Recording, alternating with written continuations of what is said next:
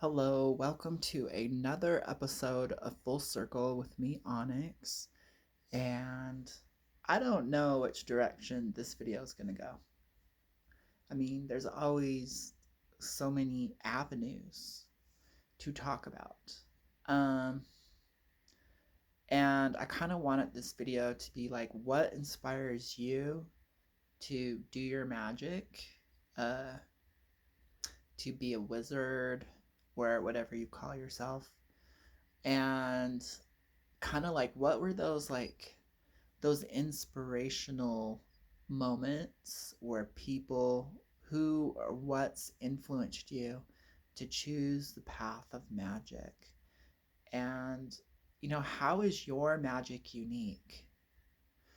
uh so just kind of looking, we're like bombarded by tons of information, uh and a lot of it is by people who don't know anything and then go, oh, I want to learn magic, so let me grab a book and read all these books and learn it. So a lot of people come to magic through a system or secondhand knowledge, and this only works so far. um, and I relate this to martial arts. When I was in my martial arts class, we were learning American style karate, and the teacher said, you put your name with your karate. So you'd be like, what you're teaching and what you have a black belt in would be um, Onyx, American style karate. Just like he said, mine would be, God, what was his name? We'll just say Brett. It'd be Brett, American style karate.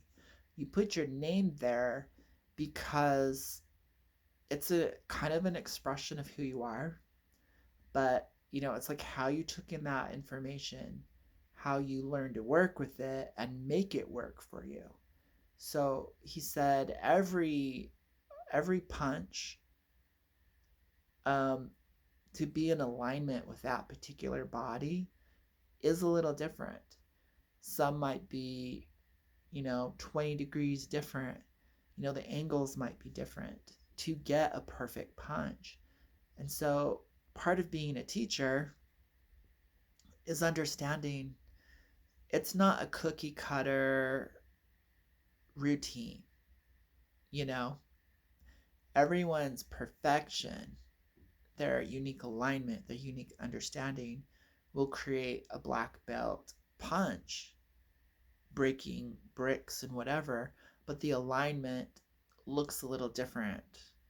you know the weight distribution is a little different, the angle is a little different, but it's perfect for that body type. So then when I was like learning yoga, that was another example of each body has a different capacity to bend or to go to certain extremes or do certain movements. And so what was considered an advanced level for that body may not be an advanced level for another body. So really honoring uh, the conditions you're under, and those conditions are generational. What is the attitude of the collective? What information is actually available? What constraints are upon you?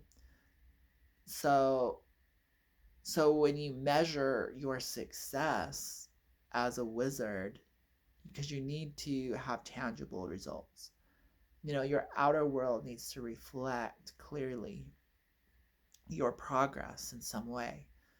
Um, but then, you know, and so, I'm just saying your abilities may vary, but so what you can and cannot do, your limitation is really something you look at in magic versus like spirituality, everything is possible, just have faith. The spirits are going to do for you, externalize stuff. And you have to, it's kind of like the yin yang symbol, balance. So the further I get along on my journey, uh, it's like the road is a spiral. You know, you're doing great, you're having lots of insights, then you have breakdowns to break through. You have challenges. They could be mental, physical, they could be environmental challenges, internal, external environmental challenges that affect what you're doing. So you can have periods of great success and then periods of failure, periods of I'm not interested, I got to step away from this. And then it swings back around and there you are, inspired again. So currently on my journey, God's name is Art. The true name of the Tetragrammaton is ART. Whoa. And if you really understand ART, then you fully understand Tetragrammaton. So, I feel like there's a lot of people who can gather lots of information on the occult and talk about it. And I see it out there, and there's still strains of fear-based occultism. You know, uh, we're withholding information and why you shouldn't have this, and there's spirits influencing you for better or for worse, and your moods are controlled by these spirits. Like literally, there's like some guy who has a very commanding voice of authority, like I'm an expert in the occult and I've spent research, you know, and there's influences and you're being influenced and you need discernment. And I was just like, so I feel like a lot of people use the occult or magical systems to brainwash people, to get them scared, and they really play up that authority energy. So if you've been a priest or a preacher, you belong to some religious organization, you usually kind of move up through the ranks as being a distributor of occult knowledge and creating a name for yourself and gathering funds as you teach Kabbalah courses. Um, and there's this sense of morality and this sense of good and evil. And, you know, and punishment. And they play on punishment, they play on shame and guilt and karma. And I think when you start working with those words, those concepts, you've accidentally found yourself in religion.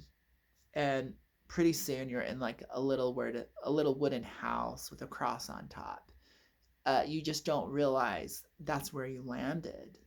So preachers promise salvation.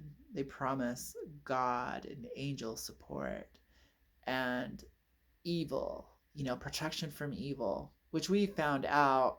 Hello, welcome to the modern reality. We found out a lot of this is psychological and the other is hormonal. So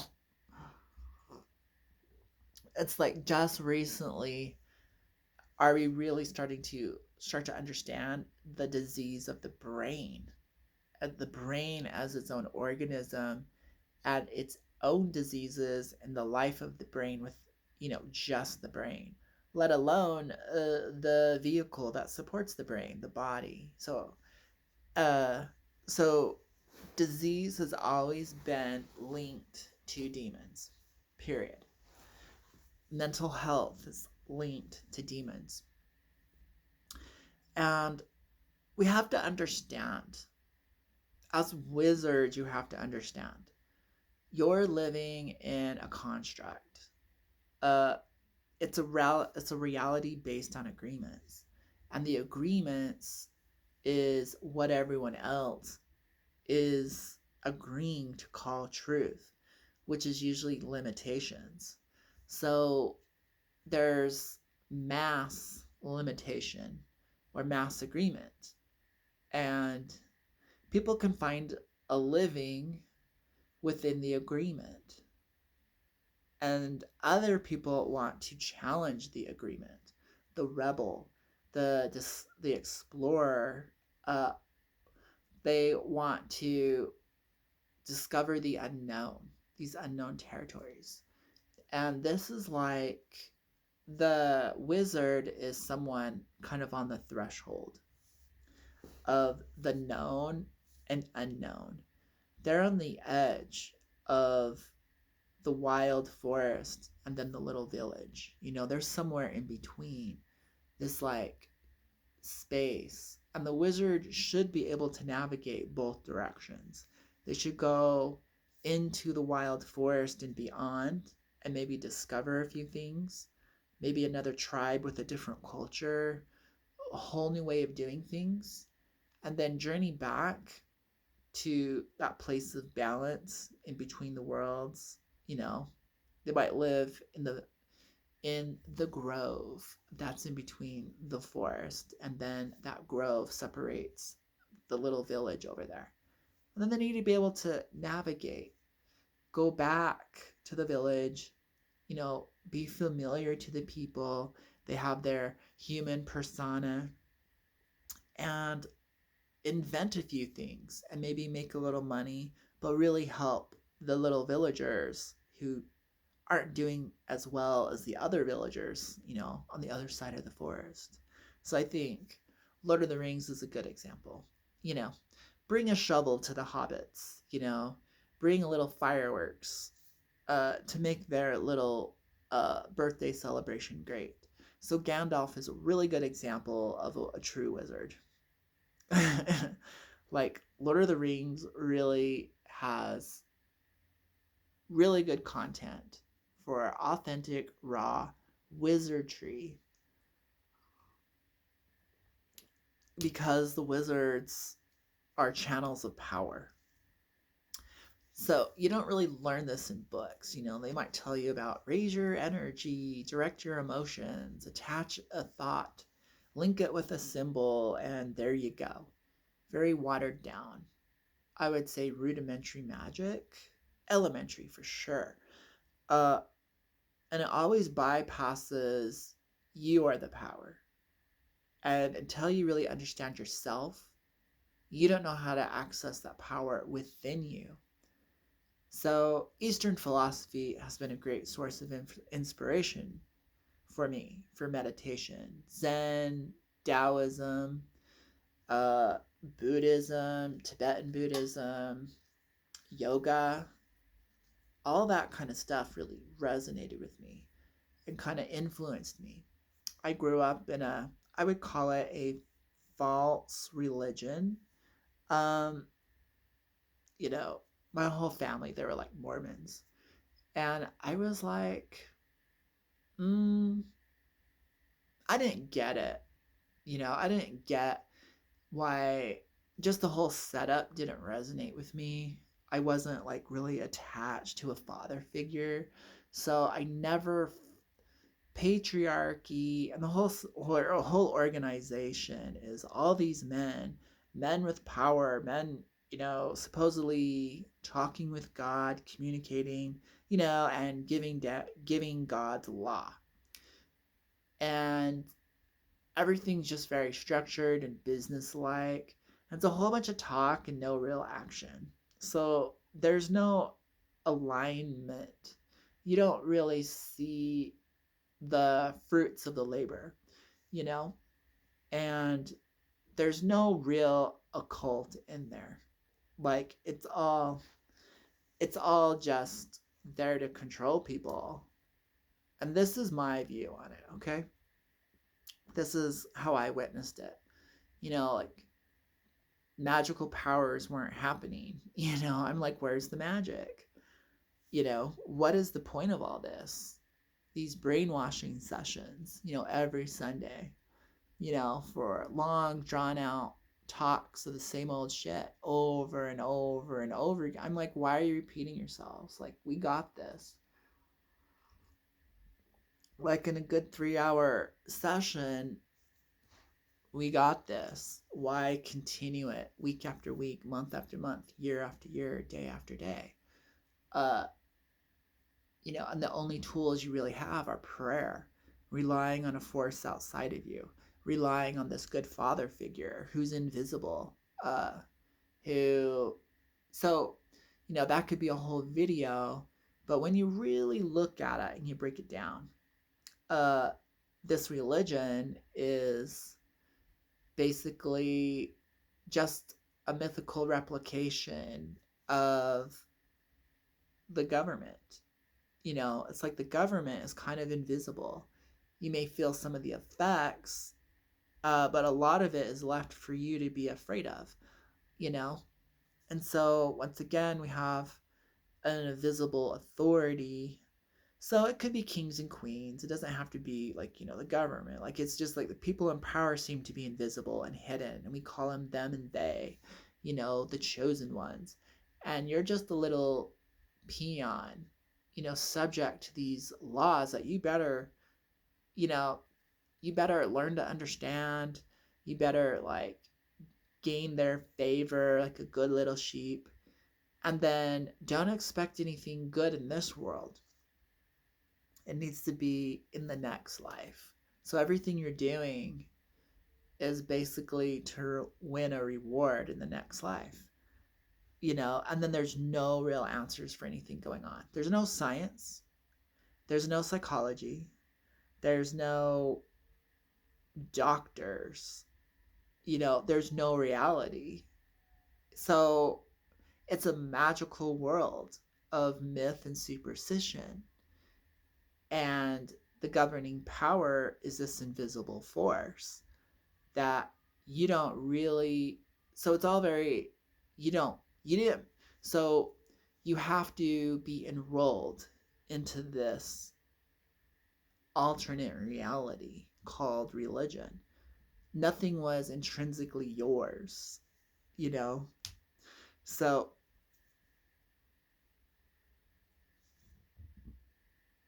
and so I feel like magic is a lot like that for a lot of people.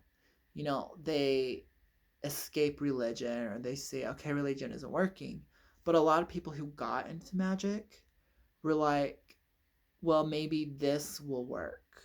So they have like religious stuff going on. And same with like spiritual movements, energy workers, new agers. There's this religious toxicity that's still going on. Winning the favor of spirits to help you do your magic. Um, Everything's outside of you. Nothing like. Wouldn't it be cool if you could find the power within you? Wouldn't it be cool to have faith in yourself and no doubt? You know, wouldn't it be cool to believe in yourself that you didn't need courage because you knew who you were and what you're all about? So, really, this is the foundation. This is the starting point of magic. Having that inner understanding of who you are. Currently, we live in a culture where everything is service oriented. We call that business. So, if I take everything away from you and then make you buy it back, you're now in servitude. So you're going to buy information. You're going to you're really working to buy friends, family, security, loved ones. Everything you have to like pay for in some form. So there's this assumption that you're not born knowing, that you're not born connected, that you're not born with the power. And the truth is, you are born with all the knowledge, with all the power, with all the love, with all the wisdom, with all the truth. And so what people consider third eye awakening, waking up, having enlightenment moments, uh, having Kundalini activation, is there being that it's like being restored.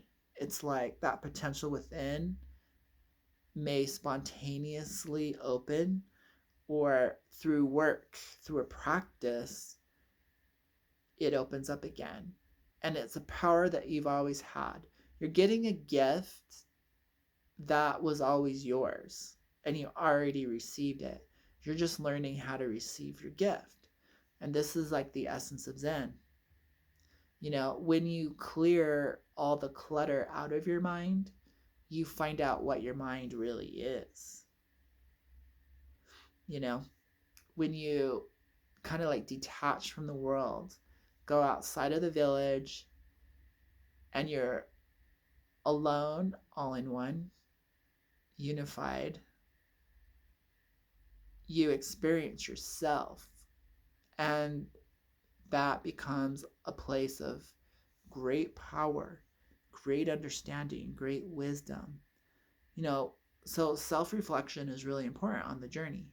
You need to process the bullshit, process the experiences, and then, let it go and integrate.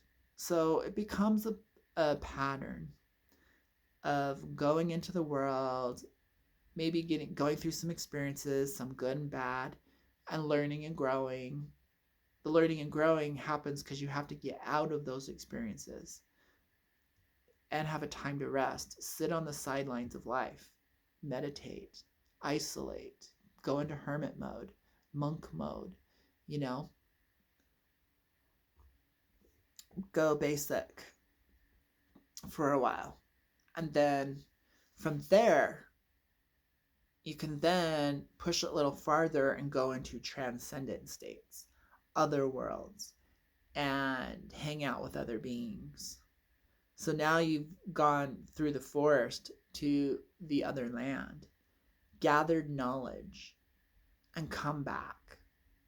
Now integrate it into yourself and into the village, where all that happened. And evolution happens, and an exchange of energy, a full circle happens, in integration. A hero's journey happens. And it happens day in, day out, lifetime after lifetime, this evolutionary pattern. You are not separate from your environment. Religions cut you off. Mainstream goals of humans and their agendas has cut you off from the land, from the four elements, from cosmos and cosmic. And so this putting yourself back together, this remembering, this reorganization has to happen. And it happens at different stages in our life as well. So there's a pattern, of growing up, being a child, becoming a man, then becoming an old man. So I'm going through, I would call it the third phase. I'm going through, okay, you actually now are growing old. And the reality is there's another world on the horizon. And to get there, I have to go through the portal of death. So what really matters? The good old midlife crisis. Death is a reality for people around me, for myself. So it kind of forces you to be more in the now, working it with the present. What can I actually do? What can I actually achieve? A sense of becoming real and realistic. And are these battles now for the youth? Do we send the young in? Are they more equipped for this new world? What pieces of wisdom do I have? What do I need to dump off? How do I serve? So, as above, so below, as within, so without, is the way of the wizard, is the way of the occultist, is the way of magic.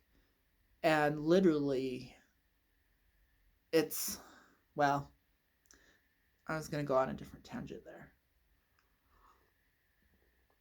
So you can't escape being a human being.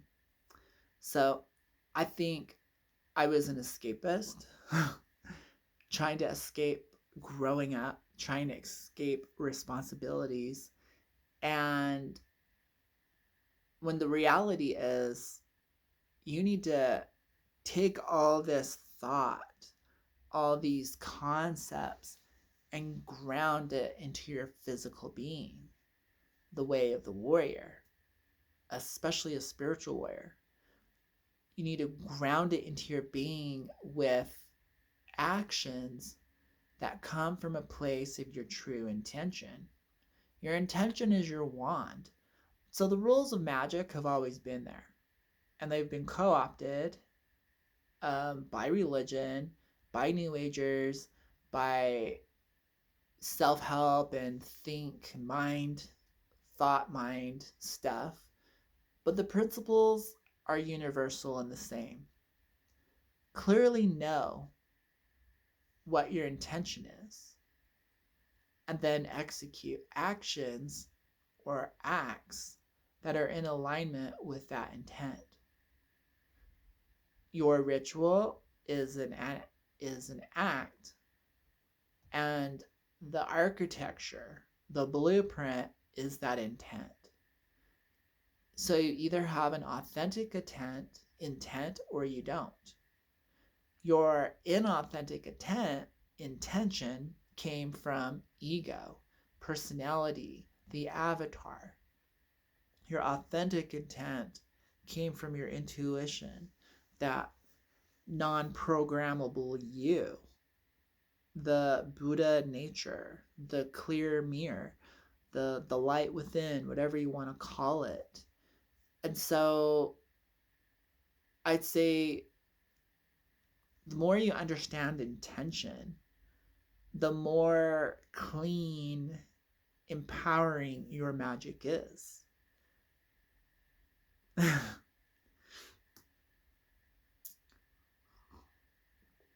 So I think people get caught up in the image of it, the container of the wizard. It might be the beard, it might be books of knowledge, it might be a system that they really like. Like, I really love the Kabbalah.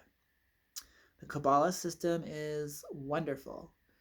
But then you have to be able to break down the symbols, break down the image, the character that you've made for yourself, the grandeur, the grandiosity, and look at it as pure energy and pure patterns.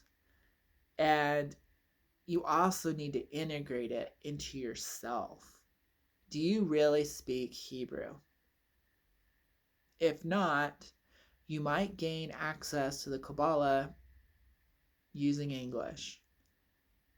Look inside yourself. Do you really have an issue with patriarchy, with angels? Then, and the whole Garden of Eden, Adam and Eve story. Do you have issues with demons? If you do, that's going to express itself in discordant magical outcomes. So that system may not work for you. And fortunately, it works for me. Because, so what's really interesting is I got connected to my angel through Enochian magic. And I didn't learn the Enochian language. I just bought a book, a used book, brought it into my house, and the Enochian the Enochian angel basically manifested. The book was the portal. So I really liked the author, and knowing that his words were true, the book itself was a portal. And just because I'm a meditator and a channeler, it was really easy for the Enochian angel to just unite with me. So I basically bypassed the systems. And reflecting on my whole magical journey, I've always been able to bypass the system with direct experiences through shaman like experiences with these entities. And so I would say there might be a natural talent there. So my magic looks way different than what I call humans' magic, where they have to learn from, they have to learn elementary magic first. They have to learn the language of it. So looks like the video is going to cut out soon. Usually cuts out at 33 minutes. Kind of interesting. Art, whatever your art is an open channel, and that allows the power to flow through. And in the end, it's that unlimited creative potential, that quantum level, whatever you want to call it. Some people call it God, some people call it the J word, other people call it quantum. Uh, so whatever gets you in the zone balances your worlds. Whatever gets you into that creative space. For me, it's like putting on some nice music and drawing, sketching for a while. That opens up the portal. And I think I've had that my whole life. So that made it easy for spirit contact of a higher degree, of a creative degree. So the angel that came through for me rules beauty, rules art, rules romance, and it's a fire angel. And it's always been with me. But, there's a maturing of the wizard that has to happen. So even though it was there, and I have memories as a child of gold light around me and just feeling blessed, to able to understand that knowledge and have interactions, I I had to wait. I had to go through life. I had to mature as a person, as an individual, as an ego, as a unit. I had to grow up to then really understand the gift that's always been there. You know, basically the most amazing gift in the world. And it happened through non-religious ways, and it happened through non-magical ways, but it becomes the most magical tool uh, to work with my angel directly without a system to go through. Then I can,